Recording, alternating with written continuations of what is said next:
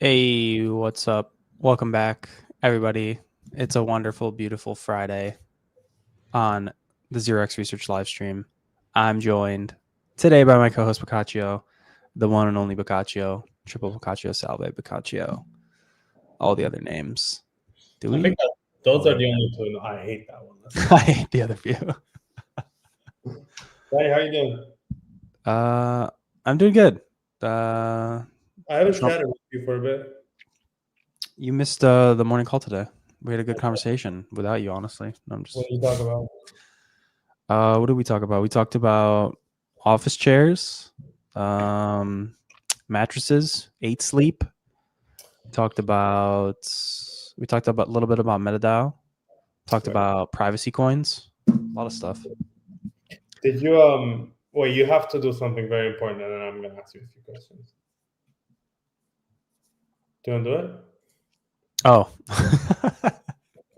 yeah. I was gonna say, it's last chance. This is quite literally your last chance if you're out there listening, watching, reading, hearing this.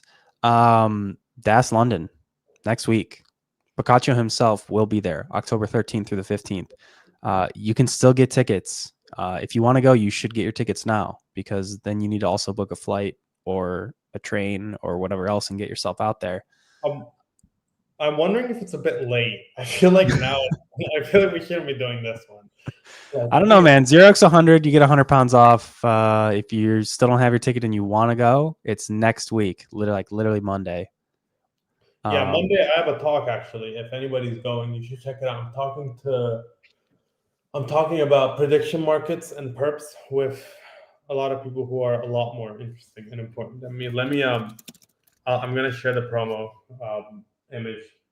I'll share it throughout. I'm not gonna pull it up now, but and also on Tuesday I'm doing a full 4 hours of podcasts, live streams. I am going to be talking to Paul from Plasma, Guy from Mifina, Sid from Maple, as well as we're going to be doing an hour together with the Blockworks Research team that is sent over across the pond. Ryan, Carolina, who I actually don't think has... No, I think she's been on the pod once only, for the Hyperliquid episode. So she just came on, was on the most popular episode, and just never got on again. So yeah, that Tuesday should also be a fun day. And of course, if you're going to DAS London, like already booked, or if you're not going but you want to book, we are having a podcast meetup on Tuesday, right across from the venue. So if it's the Walrus Pub something, apparently. I'll link to that somewhere as well on the Twitter at some point. But that's like something to look forward to. I think it should be on Mr. Janowitz's dime as well. So come in and try and drink us bankrupt.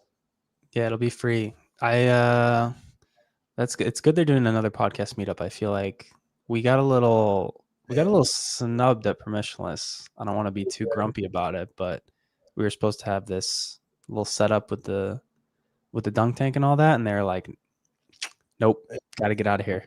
Yeah, it's okay. The thing is that you can't really bring that up to events people as well, right? Like, Yeah, I mean, they're just kind of like, this is what we were told. We're closing this up. We'll see you. So, what are you gonna do? That's okay. That's life. I'll make up for it at DAS. So, if you're gonna be there, that should be fun. Yeah, and then after this one, we're gonna start promoting DAS New York City. So, guys, if you're worried about the promotions, then after this conference is over, we'll be talking about the next one. So we'll probably give Danny a 1 week break, and then we'll start. Dude, I don't know. They'll have the copy already ready, like before DAS is over. For sure. I guess like before we get fully into talking about, I want to talk about Metadao. We forgot. Shout out to Aptos for sponsoring this live stream. Did you do this? Yeah, you got it. You nailed it. Very good. I think Umbra raised like 120 mil. Yeah, so let's talk about it. Metadao went crazy last week. Price, insane pump. Umbra is conveniently at this time like opening up an ICO. They wanted to raise minimum 750K, and then I think it filled with 150 million. And so the founder, I think, just tweeted. I think I have this tweet. Let me find it, pull it up. 155 mil in deposits, 3 mil raise. Everyone gets 150 of what they deposited. That's not bad. Yeah. So they just followed up and said, "Hey, we're gonna cap this way below 150."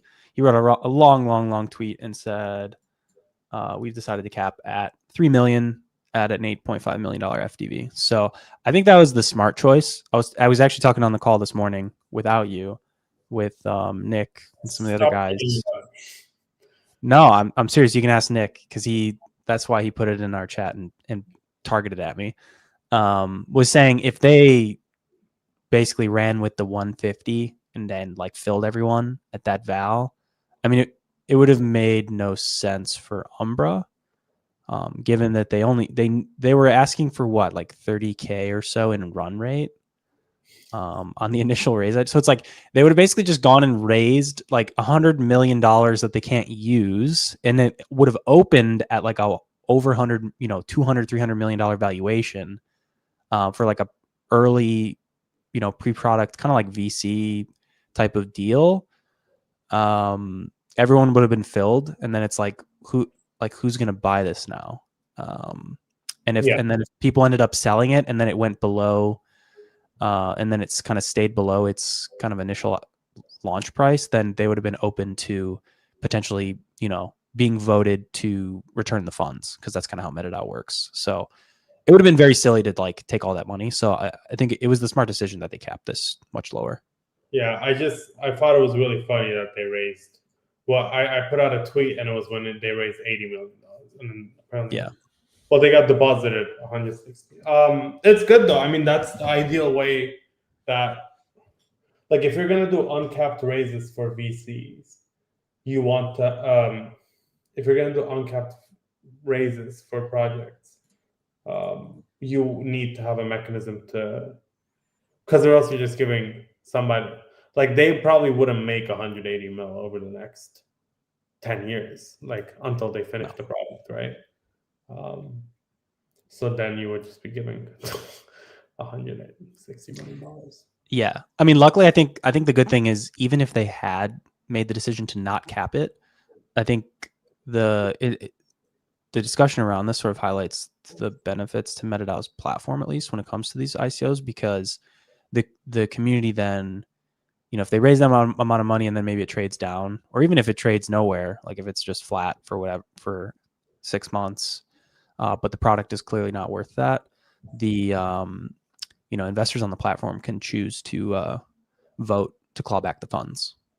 And of course, the team has to, like, if they wanted to spend more of the money, like if they, they're like, oh, we just raised 150, like let's ask to burn like 15 mil a month or something.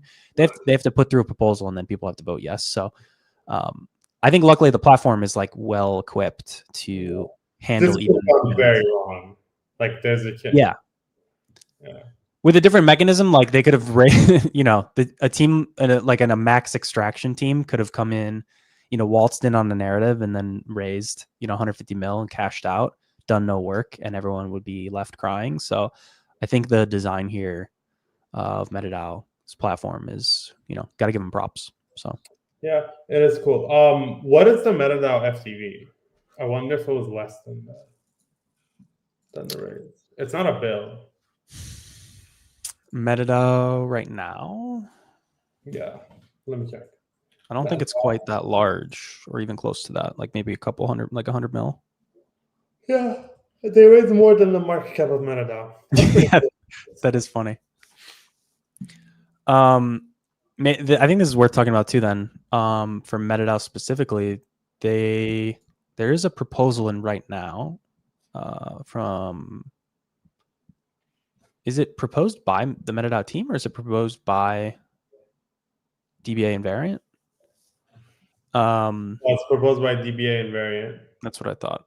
And I'll pull this up and share it. It's still OTC, right? Yeah. Yeah. So I was just going to share the market because we can kind of look at how it's being traded, which is sort of the futarchy part of Metadao. But basically, they're proposing to do a $6 million OTC for Metadao to mint new tokens and for them to buy them basically off market at a discount to current price of Metadao tokens, to give the team some additional runway. The proposal down here, it's showing balances. The proposal down here, they're talking about we could hire some additional team members and maybe grow a little bit faster. So they do indicate that they have about 2 years of runway at their current size. So big, I guess, question or controversy around this is that, why let them buy at a discount? And now that the token price has gone up even more, it's like a significant discount from the like $4 or so that they initially proposed this at. But I guess the interesting thing is you can look at this market here, and while the token was running up, you can see that like the reject got valued up quite highly, because it's like, why would you, the token just ran up to $8 and they want to buy Metadao at $4. So clearly, pricing up reject on that movement. And you can see that that gap is kind of closed a little bit. I'm assuming the token is probably traded down a little bit, but also maybe that gap was a bit wide. Is Metadao illiquid? I wish we had on Allora today, but I gotta check. Because I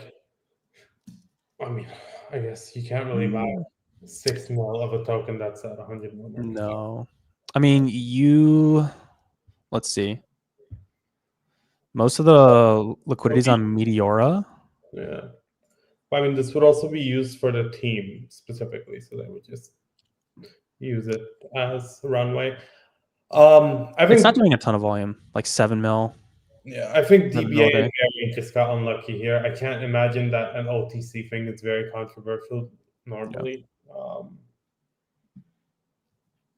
I think in just this specific scenario, it's like putting out a proposal like while the token is kind of pumping like crazy. It's a little unfortunate the way that like futarchy works combined with the attention on the token right now. That's kind of a bit of a double whammy, I think, for them to insert themselves into the middle of. That said, I mean, on 7, 8 mil in 24-hour volume, you could buy a decent amount a day. But yeah, I mean, it would take you a while if you wanted to actually get 6 mil into this coin without, without slamming the price up significantly. I haven't heard about Variant in a while as well. I know they did like forecaster and stuff. That's interesting. Best of luck. I'm not sure how it's going to turn out. It seems a bit complicated. This is one of the issues with governance, right? Like there's some things that are required for a business to run, such as like getting buy-in from venture capital firms to get higher, like a longer run And if you have to put every single thing into governance, it just ends up complicating things. Like Yeah. a lot incentives are misaligned. Like this is clearly not like a negative thing to do. But then like everybody's like, okay, well, just ship it into the token, obviously. Like if I'm holding Metadao and I'm like, yeah, just buy 6% in the open market, buddy. Of course. That makes so much sense to me. Yeah, I want my bags to go up. Yeah, I agree. The having the nitty-gritty governance stuff come down to community decisions. I guess the main thing with their platform is that they largely like they operate the product and they build that out, and their growth and whatever objectives are, that's up to the team. It's just that the token itself ends up being governed by the market, and that's sort of like the check on having low market cap IFTV and other stuff that we typically see with tokens, or like dual token equity structures that we've come to hate. Yeah, in this market. We should talk about 0XRESEARCH now that we're talking about dual token equity. Okay. Structure. One thing I wanted to mention here is it would be cool to see if I guess Sonar can do this and Echo can do this, but it would be nice to see, because I think most of the times when you do Sonar and Echo, you're only doing it for pre-seed. But it would be cool to see some like, I think Metadao would have a lot easier time if they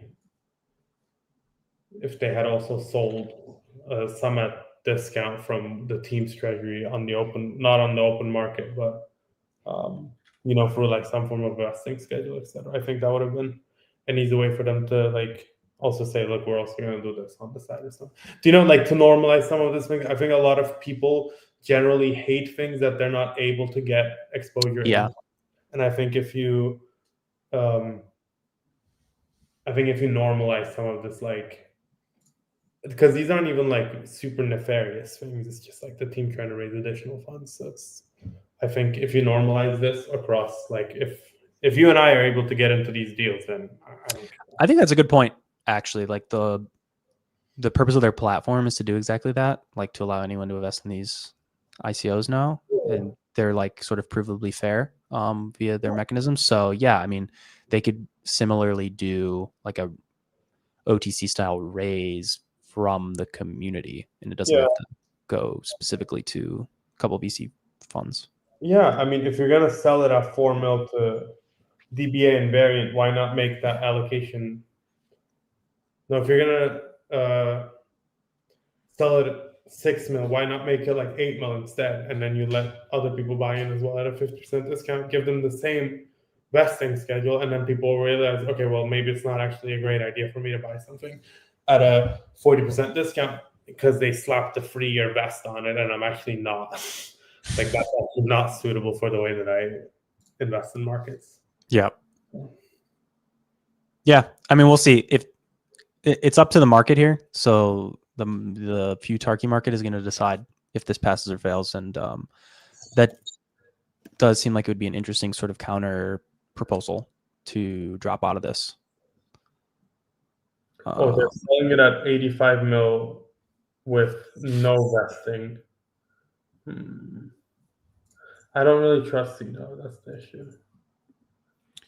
I think he's right on the valuation. So the proposal is listed at $4.08, which is it's a 50%. It's a 33% discount from the current price, and I don't know if the tokens would be fully unlocked. So yeah, I do think this is kind of one of those things. It makes sense to me that there's some upset folks. You could just do a more open raise. Am I crazy? Maybe there's a legal, sort of maybe get into the legal complication there of then if you do it as more of like a regular raise, then you'd have to like bar US residents and some of those other things to safeguard yourselves, but you could do it. That's a typical thing we see now, right?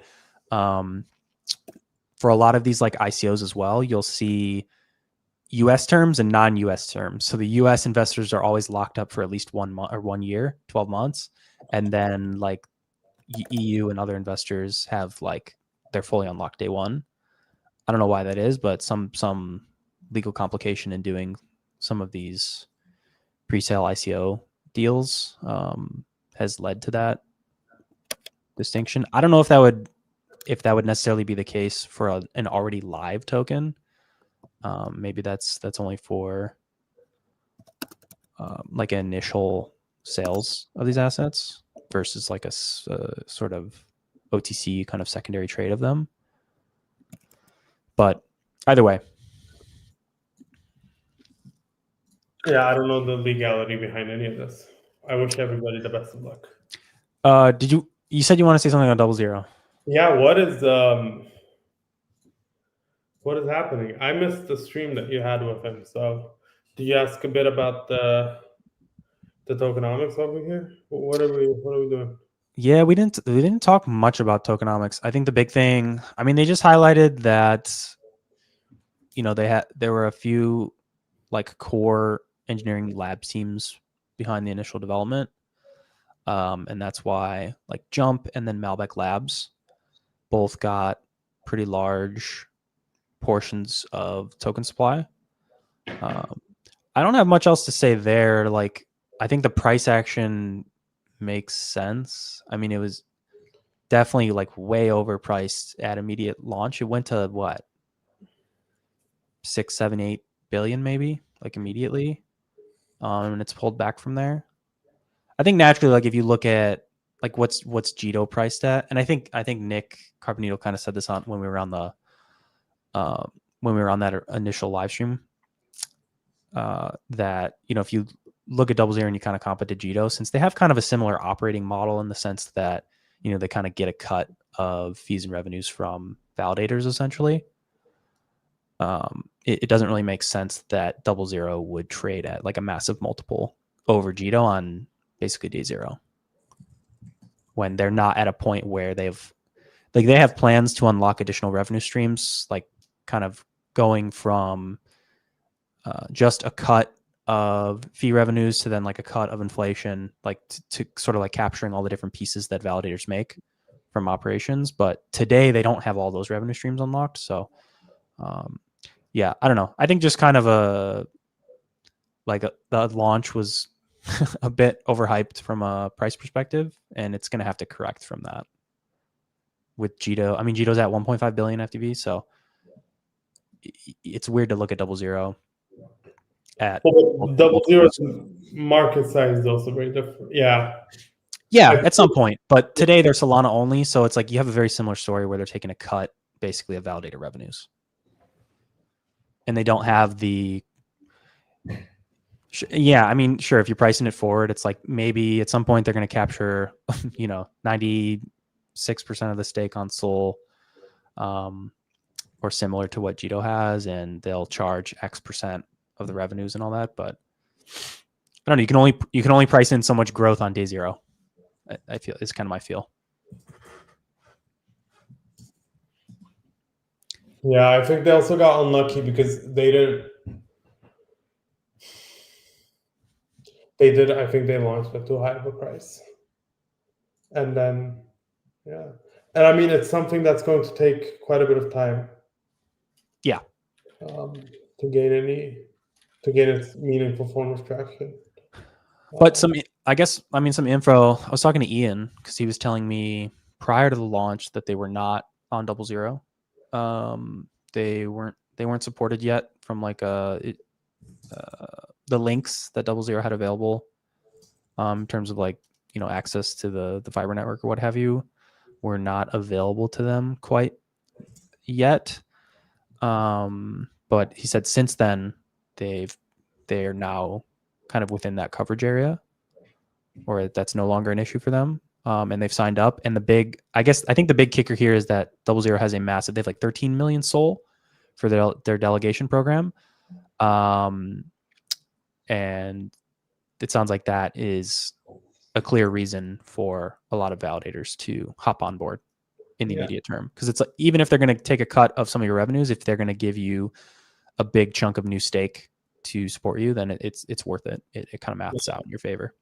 They're I think 0XRE is also the first instance of a protocol we've seen where they've done like traditional startup style tokenomics, like allocations. Yeah. No airdrop. I think they did like a very small validator round, but apart from that, it's like all team, right? Mm-hmm. So I don't know. And I guess like that kind of suits them because they're very clearly trying to be like B2B. They're never gonna deal with you and I. Yeah. Same as with Jito, to be fair. Like, no, I guess Jito has Jito still, so they have to deal with you and I at one level, but like on the block engine side, they don't have to deal with us at all. So if Jito was just a block engine, I wouldn't even expect them to be to have a token. I'm kind of surprised 0XRE has to have a token. I feels like they could have just not done a token and just kept everything in equity. I guess you need to give some form of incentive some way, but if you have Soul, Yeah. I think since it's sort of like a classical Deepin, DePIN style network, they need some. It's like, yeah, I don't know. Maybe it would probably be more. It's weird because they do have the delegation program, so like they do have a big stack of Soul that like hypothetically, I guess you could sort of inject into the network, but it probably just makes more sense to have your own token that's associated with the network. And the SEC just like, I guess they, you know, their lawyers or what have you have been speaking with them, and the SEC just dropped that no action for DePIN style network tokens broadly. So from that perspective as well, it's like there's the risk of any sort of risk associated with having a token here in this network. It has like evaporated. So I think it makes sense. It's just, I think the question mark is like, you know, historically the DePIN tokens have not really been massive like value earners. So they really need to like prove out that they can make this network token valuable through the revenues. And then I think that's kind of where the question mark of like, I'm assuming that they do have a dual token, like a token and equity structure right now. So that's going to be the question in the future is, are the revenues all going to go to like the token to buybacks? Does the equity side of the business get a portion of those revenues? How does that work out? That's always still a question in so many of these launches, which is tough to navigate. All right. Before we jump on to anything else, then I want to give a quick shout out to our sponsor for today's stream, Aptos. Bitcoin DeFi is heating up on Aptos. With nearly 400 million in BTC assets on chain, Aptos users can now earn yield on their Bitcoin via Echo aBTC and OKX's xBTC without the typical bridge risks and high fees. Thanks again to Aptos for sponsoring today's stream. Bach disappeared during the ad read. He has to hide during the ad reads. I guess the other one that we can talk about is Monad. We had Intern on a couple of months ago to talk about it. I think the big thing is we've all just kind of been waiting for this one. They did their initial test nets like beginning of this year, like February, I want to say. It was a long time ago. I wrote 2 reports, one at the end of last year, one at the beginning of this year, on some of the early ecosystem applications. And then it's been like, you know, more than half a year since then. We're still kind of waiting, but they did the Monad cards sort of like drop, or at least like, I don't even know what to call it. It's like a pre-drop like confirmation. Hey, you're getting a card. And I think we weren't really sure if those are going to be worth anything, but the Monad accounts have been tweeting lately, like mainnet is coming, like 95% complete type of thing. The airdrop checker for Monad, which was a big question mark for a long time. Are all the Gmonad typers in the Discord going to get an airdrop? I think not really sure yet if that's going to happen, or if there's going to be a testnet allocation, or if it's just going to be the cards, anyone who received a card. Totally unclear, but October 14th next week, they're going to drop the checker. So I'm assuming here in like the next week or two, we should be looking at mainnet TGE launch of Monad. And I guess this is kind of still a relatively big one in terms of networks that we've kind of been waiting for to launch. I would say Monad, Mega ETH, I don't know if there's anything else. I mean, maybe Plasma is probably one you would have thrown up there before they launched, but they've already got the network out. Yeah. So those are probably the two like sort of big remaining ones that Monad and Mega ETH. Yeah. Mega ETH has the optionality to wait, right? Like they can not launch token because they're not. Yeah. Monad is So. Monad actually has some interesting things happening this past week. They had well, they released the cards 3 weeks ago, and then they're releasing the checker on the 14th. Yeah, 14th next week. Okay, and then but on Polymarket, a lot of fresh wallets have been created, and they're saying airdrop won't happen until the 31st. So interesting. Until after the 31st, so in November. So I don't think that we're getting a token in October. I think we're getting a token in November, which means that if you're a chain like Mega ETH and you want to take a risk, right? Like you want to be first to market. Mega ETH and Monad are competitors. Well, it's true. Like you want to take a risk, you want to be first to market. You go launch next week. Then launch token in 2 weeks, and you're good to go. You could. Do you think they would do that though? I don't know that they have to, or that they need to, or that it matters. You can do it. I mean, you can do the same thing by waiting a month and then just exactly. It's the same thing. Like you probably wouldn't want to launch the same week, but I think you can wait 1-2 weeks on either side, and it's as if it didn't matter. Yeah, we'll have to see. Monad is going to be the first network in a while that's kind of like more Solana-like, I want to say, in the sense that like Aptos and Sui kind of went for this,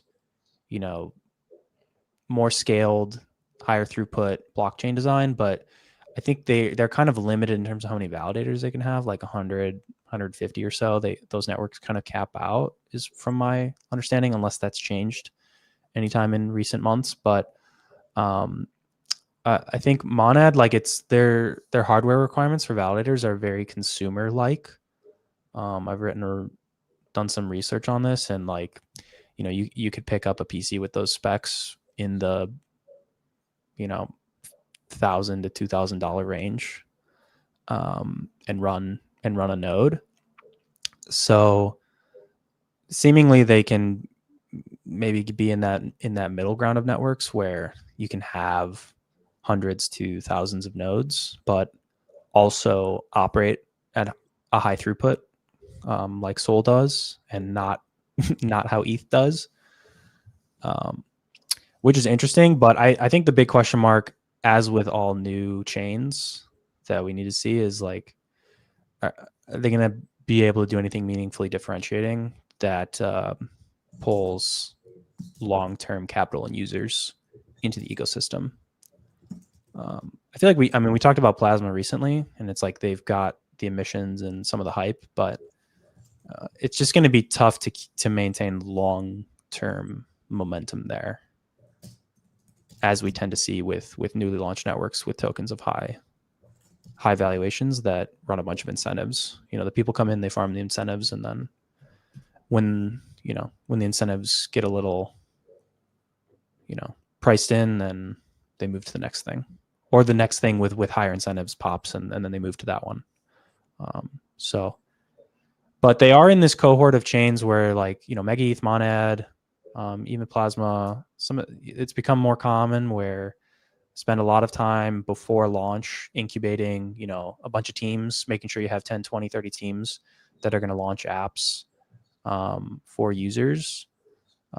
Ideally a bunch of trading apps, because that's where a lot of network fees and money and revenue and excitement are derived from. So that's a plus for them, but yeah, it's so competitive. It's very, very competitive market these days. You have any thoughts, Baki? Yeah, I'm trying to think. I feel like attention is not as it was before. Like the Sol times like when Sol was really, really popping off early days, there was very clearly like outsiders coming in, and I feel like they've stayed. Some of them have stayed, but a lot of them have left. And then you really need like somebody to push your chain to get attention. So, or like you need constant upgrades, right? Like you need some form of momentum to keep going, and it's tough to keep that momentum, like you said. Like even Plasma, I think Plasma is cool, but like it was tough for them, and these guys like executed a really, really strong strategy with the incentive mechanisms. Like they onboarded tons of stable coins. Very difficult thing to do, to get stable coins to move from one place to another, because intrinsically stable coins want safety. So like to make them go from one place to another at a large quantity is quite difficult.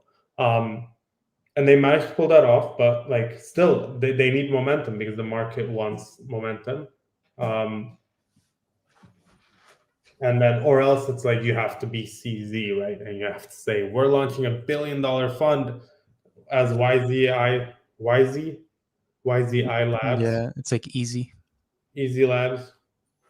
And then like you have to bull post 4, you have to bull post new tokens. And Toli did this really, really well in the early days as well. And then Elon also did really well. Like they put their weight behind certain tokens. They take risks, as Dan Smith likes to say. It's like shots on goal for them. And I mean, they get a lot of negative feedback as well.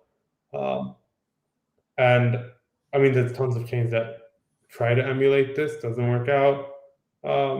Even on the base side, I feel like it's not like they have the weight of Coinbase behind them, but I think like they need to launch the token, and then Brian needs to really start bull posting, and then it can do better. But like Coinbase has the added benefit of they can throw out a headline once every 2 weeks that says Coinbase to partner with MasterCard, Coinbase to partner with Coinbase. They pump that shit, and then it goes up.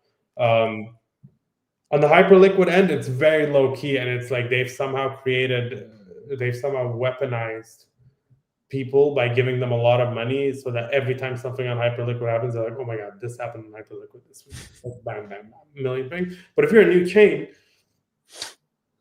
it's difficult. Like one thing that I was talking about with a few friends is like Monad is, and you wrote a report on Monad, so you know this as well. Monad is cool and interesting tech, right? Like it's actually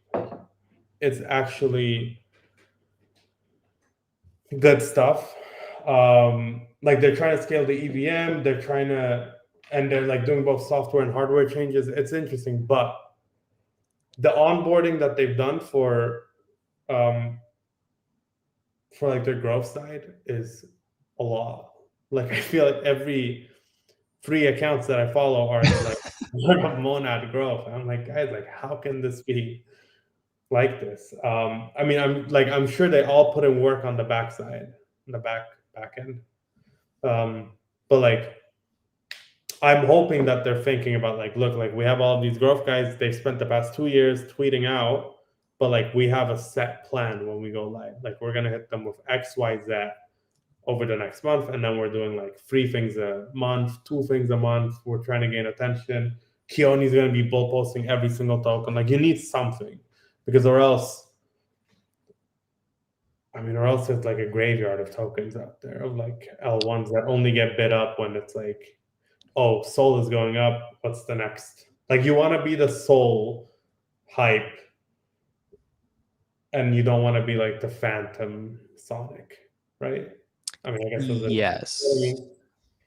Yeah, it's you don't want it to just be like a 1-month incentive campaign, and then after that, like nothing happens anymore, and it's just it becomes a ghost town.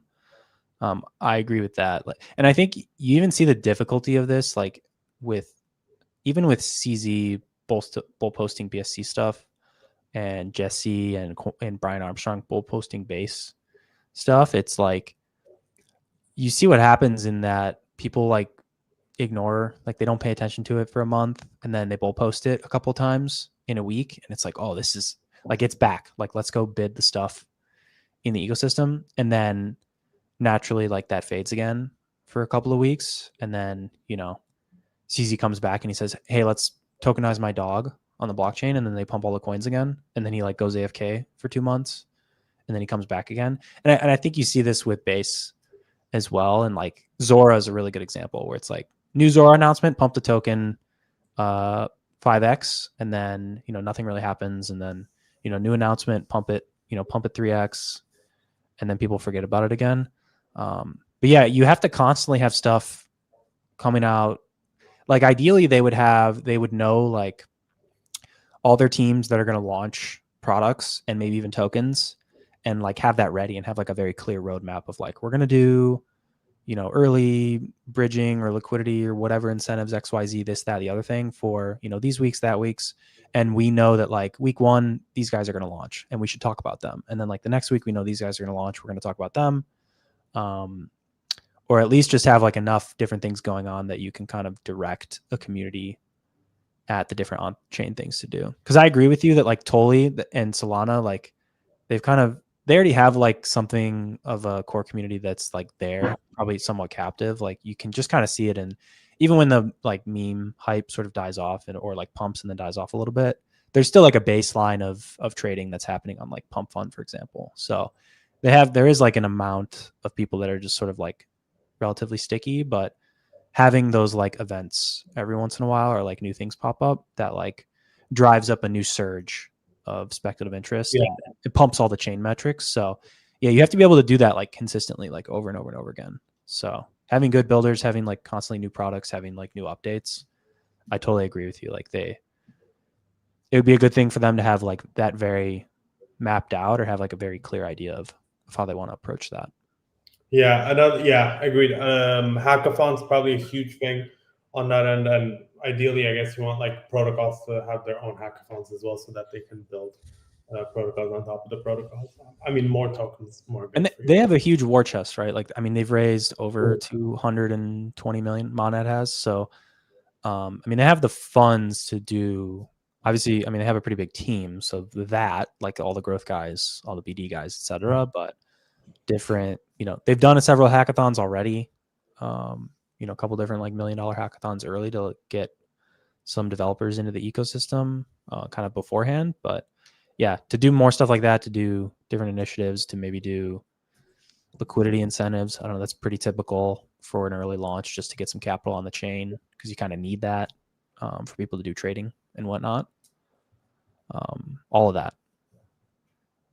Yeah, we'll see how it goes. It takes time. I think it takes time. You need to like build that core like sticky user base at the bottom, and then like kind of have those different exciting events that like pull in external capital over and over again and compound it. Yeah, another thing here is like teams shouldn't think that they can do what CZ does. He can't. CZ can do whatever he wants. Yeah, you can't do what CZ does. Because heaven's mandate. There's money and power that and influence that certain founders have that others don't, and it's just not much you can do to compete with Chang Peng Zhao. So I wouldn't rely on like tweeting once a month. Even Totally, like after his first, second, third tweet, you're like, okay, this is relevant. Like I forgot. I mean, people aren't thinking about it, but Aster went very, very high after CZ tweeted about it, and he managed to keep it. And he knows the game. Like I talk about this with Ryan as well. He just like CZ has been here since probably before it started, and he knows what people look at. He knows when to tweet. He's clearly looking at charts and tweeting through resistances and supports. Tweeting at the bottoms, yeah. He's tweeting at bottoms. He's making bottoms. He's an insane guy. I don't think like as a founder you can attempt to imitate him. I think you need to develop your own strategy. And I think a lot of founders are hopefully going to figure out how to do it. Yeah, I think that's fair. Actually, what I think is interesting on the B&B side of things, and I don't know, there's so much being talked about over there, but they are doing this new, like they have Binance Alpha, which, and like in the Binance Wallet app, them and Base are kind of doing a similar thing where more and more they're like rolling out these products that are like on-chain connected, but also you're still integrated with the centralized exchange. But they rolled out like this new they want to get meme trading and like they're calling it meme rush, but there's a bunch of meme trading activity from like forum meme and the launch pads and stuff on BSC lately. And so they rolled out this meme rush thing, but basically they want to get more people on their Binance Alpha and like Binance Wallet apps to trade in there, because obviously they make money. They make trading fee income from that as a business. But then it rolls into everything else they're doing. So then they've announced this like pre-TGE prime sale edition on the Binance wallet. And basically your eligibility is dependent on how many points you have from farming volume in Binance Alpha. So can I say something? Like, this is the type of crap that I hate. I know, yeah. Like, to me, this is like the worst type of user experience that you can have as like, but I mean, people like it. People use it. It's like it's like the complex, and I feel like this isn't something we do a lot in the West. To be honest with you, I feel like it's like in the West, people try to do things, but like, you know how if you look at Japanese websites or Chinese websites, they're like a lot more condensed, and there's a lot of it like everywhere.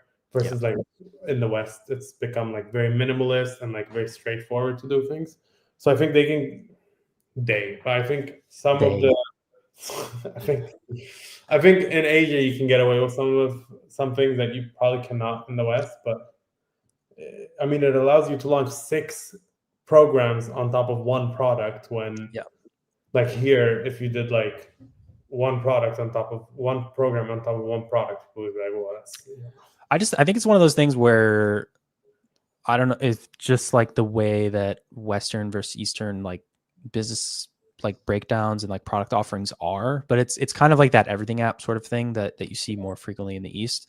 And I think Binance is really they're kind of leaning into that, where it's like, we have the centralized exchange, we have the on-chain, we have the DEX activity, we've got the TGEs, the token launches. So like, let's tie it all up. It's kind of like a loyalty system. If you use the airlines, you earn points if you keep using them, and then you get free flights. But it's just like way more concentrated. And so it's like, if you do all your trading in here, then you get a bunch of points. And then it's like, when we do TGEs, you can get allocated, and it kind of compounds on itself. And I think that as a business, like, that's obviously it's probably incredibly profitable for them. I'm sure that does a ton for them. And I think it's similar to, I don't know, if you look at something like Robinhood and some of the like fintech apps, I feel like there's definitely a shift where in the West, they're trying to go in that direction, but it's very difficult, I think, relative to the experience in the East, just because I think it's just harder to get a consumer to like do all of those different things in one app over here, unless you're like like Apple kind of has that for certain things where it's like, they can't do it all. Like they added a wallet, which is good. And then like the phone, you expect the phone to perform certain things, right? But like, I don't know if I would use an Apple credit card. Like, I know they have one out. I don't think I would. Like, I like to keep my stuff separate. And I wonder if like that's a lot of how, I wonder if it's also tied into like maybe like some personal freedom or liberty thing, where you're like, I don't really want my data all in the hands of one. But I feel like if I'm spreading it across like 6, 7, when they get hacked, I'm not getting all of my data hacked, but I'm getting 20% of my data hacked. I wonder if it's that. Like, so we have quite strong like anti-monopoly things. I know that like in Japan for a very long time, they actually promoted monopolies because it was a more efficient way to run the economy. No, I'm being serious. This is for the 80s. I read about this recently. But anyway, like, that's what I mean. a Right? lot of consolidation. You don't want to do that. So I wonder if it's related to that as well. But I mean, I'm thinking about it now. I don't think I use I feel like I separate apps perfect. Like, I have very clear distinctions, right? Like, if I was using Robinhood, I wouldn't use Robinhood for credit, maybe. Like, their card, probably. I'll probably only use it Their card's very popular. Maybe I'm wrong. I think you're right in the sense that like historically it's been like that, but it does seem that we've been trending in the direction that it's becoming more common to try like all these companies. I don't know. I think this is a thing that like Mark Andreessen says, but like tech has been like historically the concept of just like bundling and unbundling services.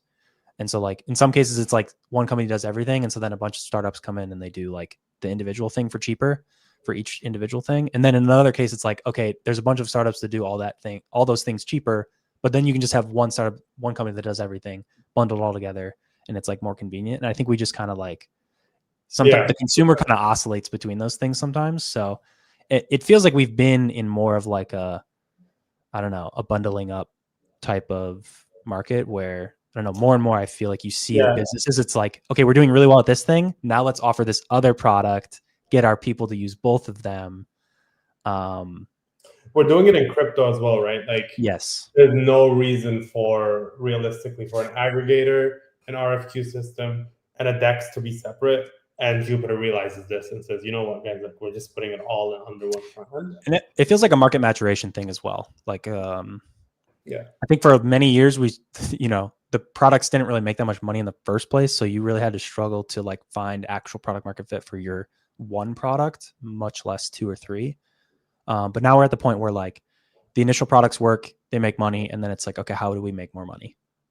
You have to make more products or offer more services. So I think that's kind of natural. Yeah. Wow, that was a great topic. I was so heated up. Before I lose that steam, I want to give another quick shout out to Aptos, our sponsor for today's stream. With nearly 400 million in BTC assets on chain, supported by a secure, fast, and affordable MVM environment, Aptos has become the BTCFi growth chain. Aptos users can now earn yield on their Bitcoin via Echo's aBTC and OKX's xBTC without the typical bridge risks and high fees. With support from Echo, OKX, and Stacks' SBTC, Aptos is the place to go for best-in-class yield on Bitcoin. Appreciate the support, Aptos. Thanks so much to our sponsor for today's stream. What do... Man, I feel like we talked about all the things that we did. I was thinking about. We did. I don't know. I was having fun with that conversation. I was gonna mention that. Yeah, go ahead. Solana did a lot of this very early. I think they essentially got a little bit lucky because while crypto is becoming more and more mature, they also got a lot of attention. So a lot of teams had to adapt very, very quickly. And they got very well funded. Like Jupiter made bank on fees, and they also launched their token. So they just made a lot of money, and then they could spend that money buying up other companies or making official some of the relationships that they had, like the Meteora backend side. And I think on ETH, we're just starting to get here, but feels like everything is still relatively separate because people trust certain things. Like people trust Aave for lending. I don't know if they would trust it for, like, I'm sure they would to an extent. They would trust it for swaps. But like if you're a first-time project like Camino, you kind of have the chance to go both lending and swaps day one, right? Because it's like you're just getting started on building up your reputation, so you can just go with it.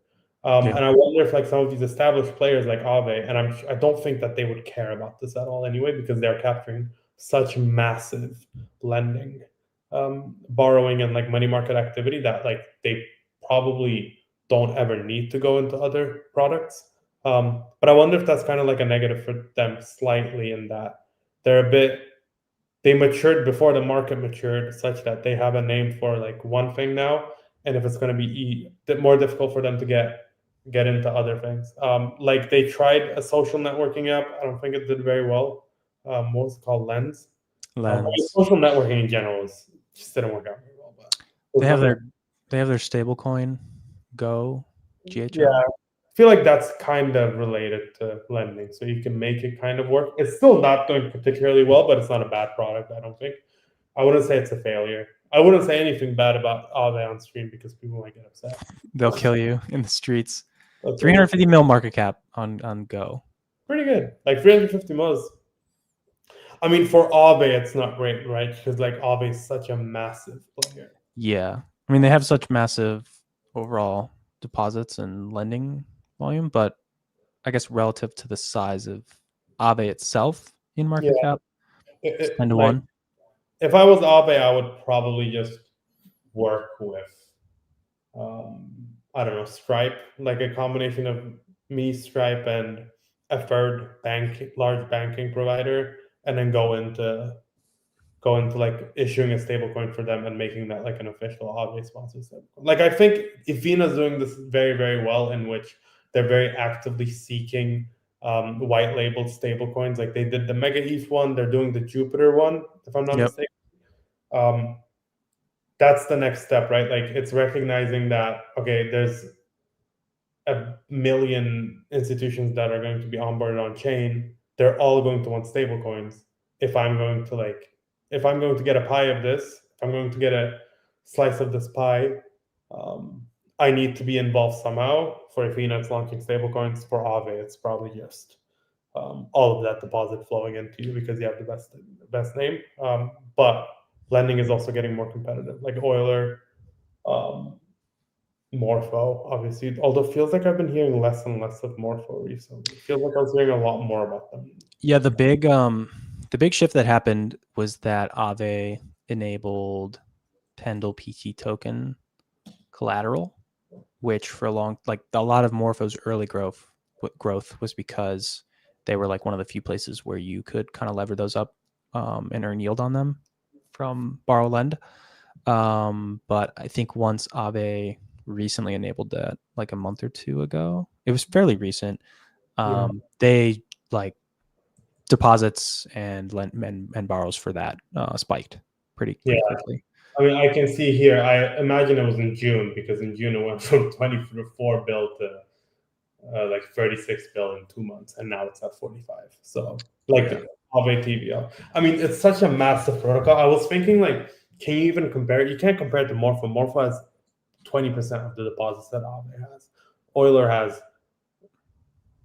5% of the deposits that Aave has. Like these are just not comparable protocols.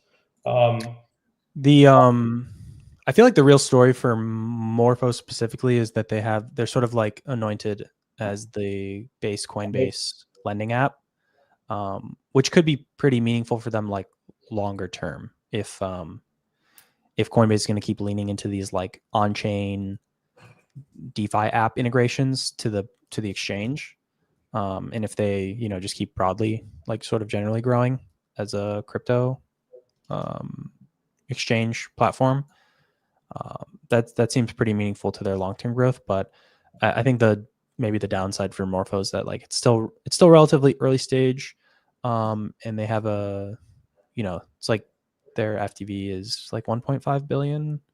It's like 50% circulating the supply, I think. But yeah, their FTV is like 1.5, 1.6 billion relative to Aave at like 4 billion. The like relative value there is pretty like questionable today based on the scale of the business. Yeah. But you can draw up the growth picture, I think, for Morpho because of Coinbase. It's just like how much do you value that growth? Yeah, Coinbase does have a lot of venues to expand to at this point. Like they have Base, which I think post token Base will. See, I'm hesitating a bit about what I want to say, because what I wanted to say is I think post token Base will do well because I feel like not a lot of people have been farming Base. But on the other hand, I don't have the same insight that I think I used to have into like what people are farming, because the entire farming thing it got like so boosted in 2022, 2023. Like everyone was writing farming threads. Everyone was writing airdrop farming threads. And then now it's back to that thing where nobody wants to share what they're farming anymore. Yeah. It's very private, like, which I think is good overall if you're like a farmer, a big airdrop farmer. So I'm not sure if it's like if a lot of it is from airdrop farming. I post token Base, I'm not sure how it'll do. What I want to say is that the token will probably do okay, and that will probably lead to increased activity. But they have a Coinbase name itself, which is getting a partnership a week at this point. Base post token, we'll see. I don't expect it to do horribly. And then they benefit a lot off of the work that Aerodrome do, the work that Morpho do, the work that who else they have. They have a few smaller participants, like Avantis is one. Like they're trying to anoint small pieces. Yeah. There's a bunch of teams that Coinbase Labs has backed that maybe aren't like necessarily integrated or anointed yet, but like, maybe at some point, or probably. I think Zora is kind of another one as well. Yeah, Zora's a good one. Zora changed I don't know why the hell they would do this. They changed their token launch date on the tokenomics. It used to be March 11th, and then they changed it to a different date. I was thinking, there's like no reason that they could do this, right? What? It wasn't like a typo, was it? Like if you go to like on chain,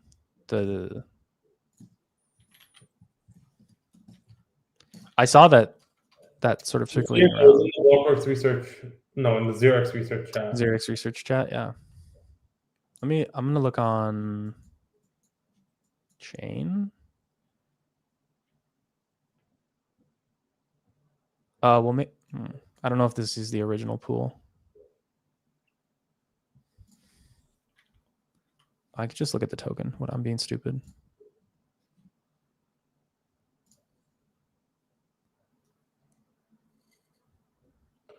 Yeah, apparently original used to say 11th of March. 11th of March. Yeah, I don't know what this guy was saying. Actually, I'm wrong. It's March 11th. It was deployed March 11th. February 28th.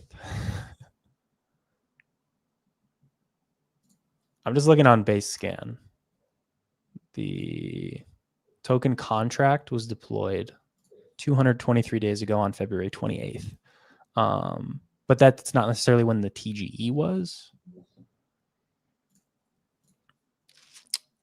Well, I'd have to do a little more digging to find when it became transferable. So. I don't know. It's kind of like a funny thing to do, right? I mean, maybe it was just a typo. I don't know why. What did they change it by? 2 days or something? A few days? No, by 11 days. 12 days. Oh, that's strange. What did it used to say? Used to say, it still says March 11th. Oh, okay. Say February 28th or something. Oh, okay. So I think they probably just changed the. So the contract was deployed on February 28th, but that's not necessarily the TGE, right? That's when the contract was put on the blockchain, but the tokens probably weren't transferable yet. So they probably just changed it to when the transferable day was. Yeah. When the actual TGE happened, which I guess it's just kind of like a funny thing to see. It's kind of whatever, yeah. Just like an interesting tidbit there. Yeah. Okay, it feels like if we're getting into interesting tidbits, we should end it. Shall I say our final prayer? Do we have one last sponsorship shout out? No, sponsor shout outs are done. Do you have a prayer that you want to share with the class though? I don't have a prayer I want to share with the class, but I have a few thoughts. Yes. I want to share with the class. We have guys on Tuesday. I am doing like 3.5 hours, 4 hours of live streams of actually important people. Not that Danny isn't important, but I think it's going to be a really good time. I urge you to log on and listen. It is at 1 p.m. UK, which is 8 a.m. Eastern and 8 p.m. Singapore time. So it'll be live on Twitter. It'll be live on YouTube. Come check it out. I don't think I'll be able to read any questions off, but you can always tag. I mean, I assume people who listen to this are in the 0XRESEARCH chat. But if you are not, join that. And if you are already, you can ask me questions. I'm going to be interviewing Guy from Evina, Paul from Plasma, and Sid from Maple, as well as Ryan Connor, Carolina, David, and Westy, as well as other Blockworks Research analysts throughout. So ask me questions about what you want me to ask them, and show up and listen to the live stream so that I don't get fired. Beautiful. Wake up 8 a.m. on Tuesday. Listen to Bach and all of his wonderful guests. I'm wondering if I should start doing a radio thing for like early morning. Do you like a radio voice? Yeah. I don't have a radio voice. I think you have more of a radio voice than I have a radio voice. I feel like I'd have to change, like I could do a different voice and make it more radio-like. Do you know, you made me think of this hilarious like internet clip from a while ago. Maybe we'll end on this, but there's like this radio station in, I think it's in the UK or something like that, where a prince or something or somebody died, and so it's like this electronic radio station. I know. This one's for like Lady Di or something. And we won't be doing that one. It's like, this is a shout out to the princess who just died, and then they just he's like drops the beat right then, and I don't know. I think we could do stuff like that. That'd be pretty good. Yeah. That could I'll be work fun. on my radio voice for next. I don't know. We're definitely going to do, to our listeners, this is like a slight um, teaser, but I think we're gonna do caps and t-shirts for 0x Research. So if you have anything cool you want to get them put on, let me know Merch. in the chat, and then maybe we'll do like a raffle or something, or maybe I'll just send around like 40 of them to people I like. We'll see. One of them I wanted to say everybody made it but you. I think that will be funny, but I don't think the rest of the team likes it, so we might have to ideate. So if you have any good ideas, we'll also take that. Probably like bright pink I like. So we'll see. But it should be fun. Okay. Oh, I'm finding out that it's fake. That BBC Radio 1 dance did not resume music right after Queen Elizabeth's death. It was fake. And they edited it down and made it seem like they dropped that in the middle of a song. Unfortunate. That's probably better though. That's let's be respectful of the dead. That would be a bit silly. Anyway, this has been your 0x Research live stream. Bach, we'll see you next week, actually, from DAS live. If you're in DAS, ping me on Twitter or on Telegram or in the 0x Research chat, and I will try and grab a... Yeah, meet up and have a cheeky pint, lads. Come on. Pint. But yeah, just show up to the podcast meetup either way, even if I don't meet up with you. Yeah, come to the meetup, free food, free drink. He will see you there. And other... Felix will be there for guidance. Who else? Is it those two? Felix is a scary sight, by the way. If anybody has 6'6", 240, he's a big guy. Do not be frightened when you see him. You think he's gonna be like a little dude. He's not a little dude. Yeah, but he's a nice guy. He's not scary. Yeah, like a gentle giant. Yeah, exactly. All right, we'll see you guys. See you at DAS if you're there. Peace.